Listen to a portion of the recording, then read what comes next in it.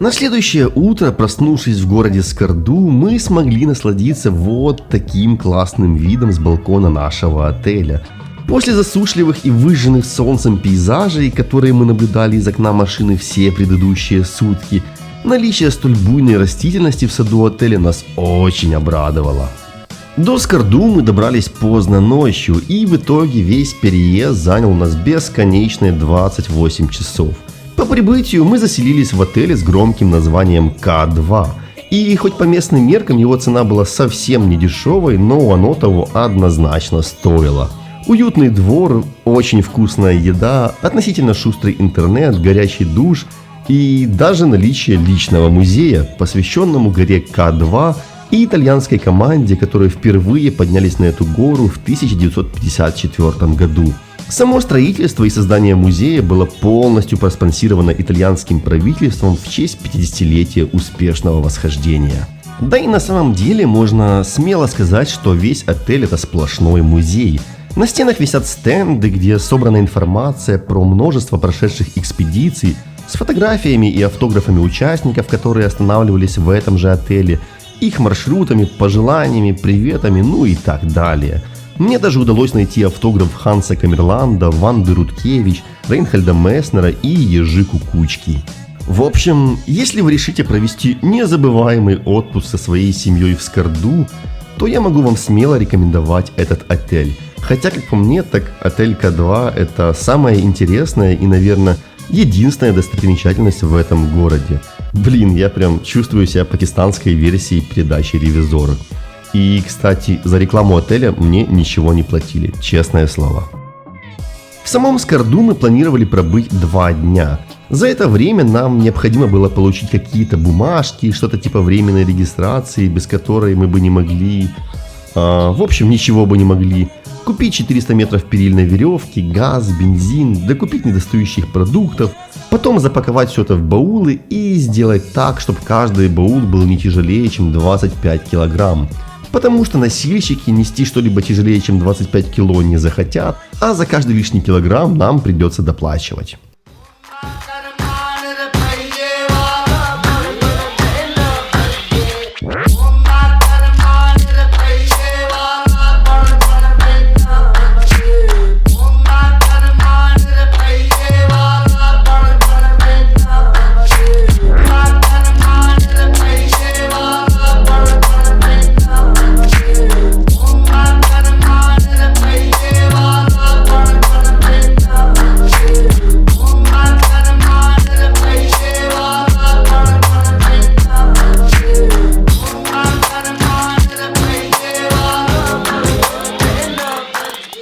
За той самой временной регистрацией нам пришлось ехать в местный аэропорт.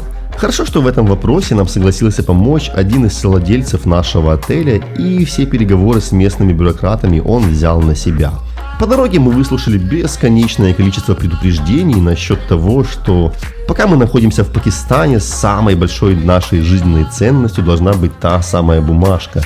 И ни в коем случае ее нельзя терять, рвать, рисовать на ней, ну и так далее. На вопрос, что же будет, если мы все-таки ее потеряем, нам толком так никто и не смог ответить. И в итоге через 1,5-2 часа ожидания мы стали обладателями вот этого. Рассказывать про какие-то уровни защиты этой бумажки, думаю, даже не стоит. Как мне кажется, при наличии принтера, синей ручки и хотя бы одной руки, такую бумажку можно сделать буквально за несколько минут.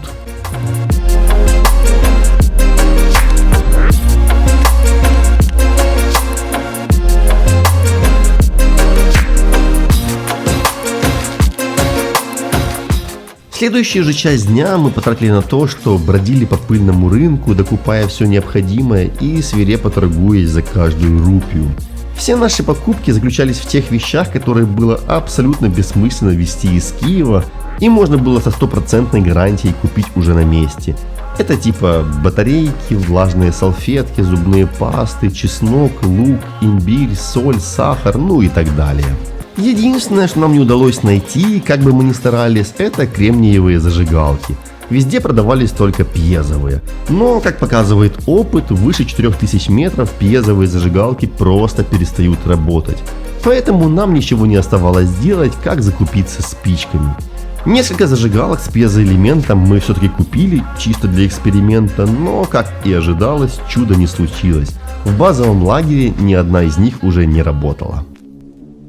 И еще на рынке нам повезло найти продавца, у которого остался большой запас пакистанских монет, которые называются пайсами. Из-за высокого уровня инфляции в феврале 2014 года Государственный банк Пакистана заявил о полном изъятии из обращения монет. Первое время монеты можно было обменять в банках на банкноты, но с октября 2014 года монеты утратили силу платежного средства. Поэтому чувак с рынка явно обрадовался, когда мы захотели выкупить у него немного этого металлолома.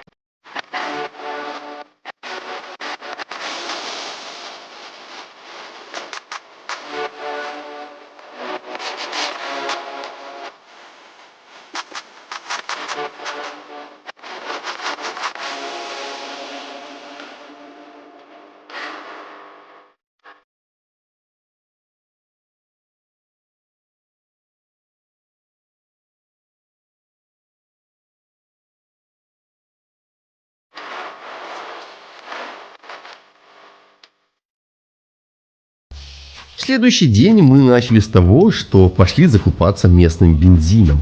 Наш расчет был следующим. Чтобы сэкономить немного денег, мы решили на трекинге до базового лагеря, в самом базовом лагере и на обратном трекинге готовить на бензиновой горелке, так как бензин значительно дешевле газа, но газовой горелкой пользоваться уже на самой горе.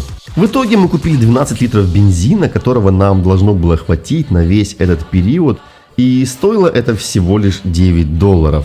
И в то же время один 250-граммовый баллон газа стоил в Скарду те же $9. Но разница в том, что 12 литров бензина нам бы хватило приблизительно на 27 дней, а одного баллона газа максимум хватило бы на день. В общем, за счет этого нам удалось сэкономить где-то $240. Правда, из-за того, что местный бензин содержит в себе непонятно какие присадки и добавки, то форсунка нашей горелки очень быстро забивалась, и практически перед каждым использованием ее приходилось долго чистить.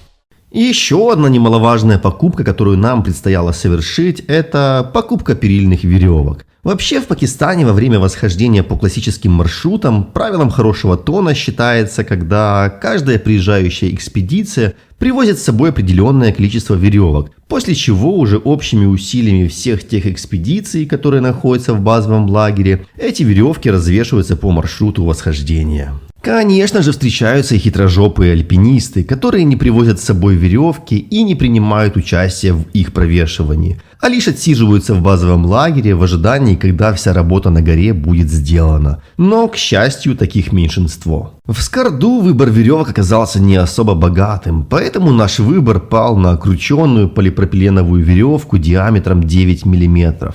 Местные продавцы, понимая, что предложение на рынке веревок довольно-таки ограничено, а спрос в начале сезона большой, единогласно взвинтили цены. В итоге одна 200-метровая бухта веревки обходилась нам в $110. В Непале за эти деньги, наверное, можно было купить километр аналогичной по качеству веревки.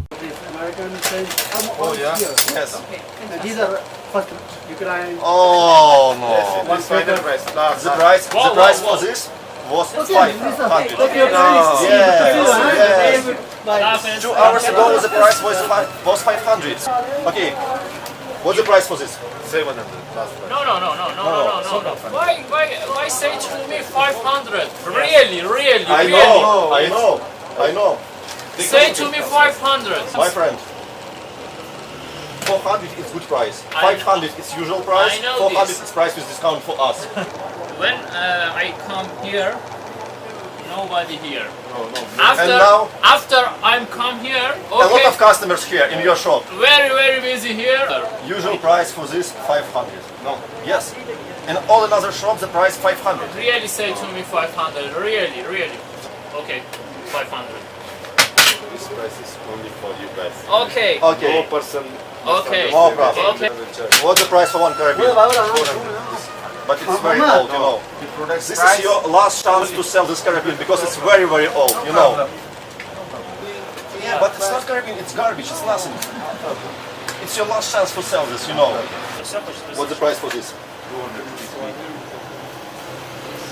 It's really old, you know. No, it's brand new. It's not new. Maybe it's new, but No, it was made a lot of years ago. Because you see, made in Switzerland. This company, I think 6 or 7 years ago, moved all manufacture in Korea. yes, No, really, yes, really, yes. really. Yes, Mammoth moved all manufacture in Korea. Yes. It's true. Maybe it's not used, but it's very old road.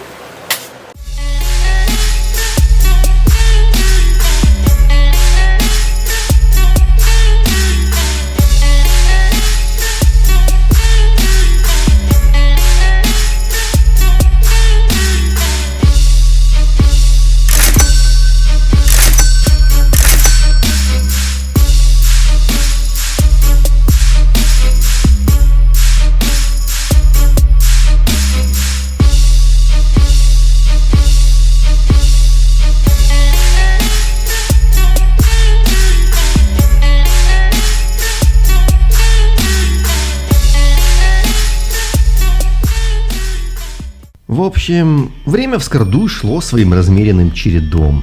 Выдвинуться дальше в путь мы, к сожалению, пока еще не могли, так как не все вопросы с документами были до конца решены.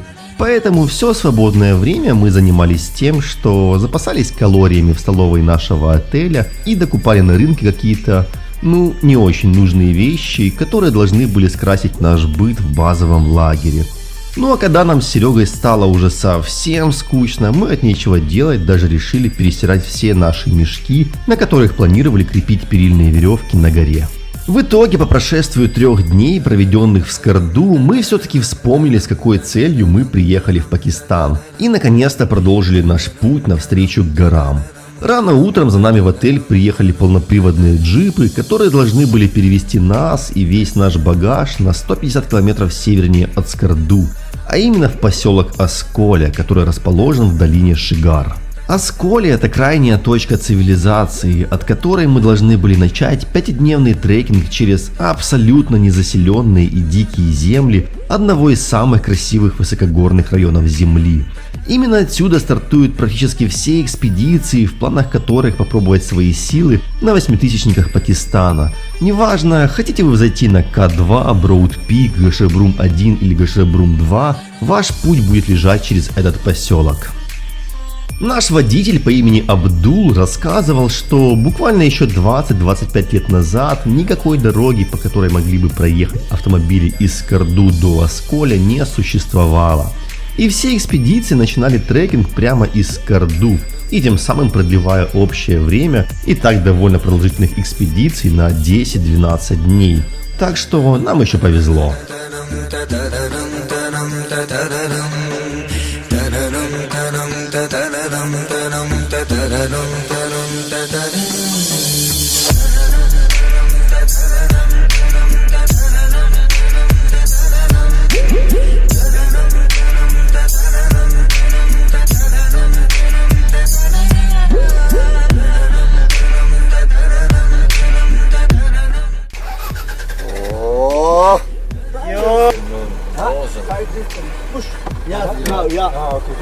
О,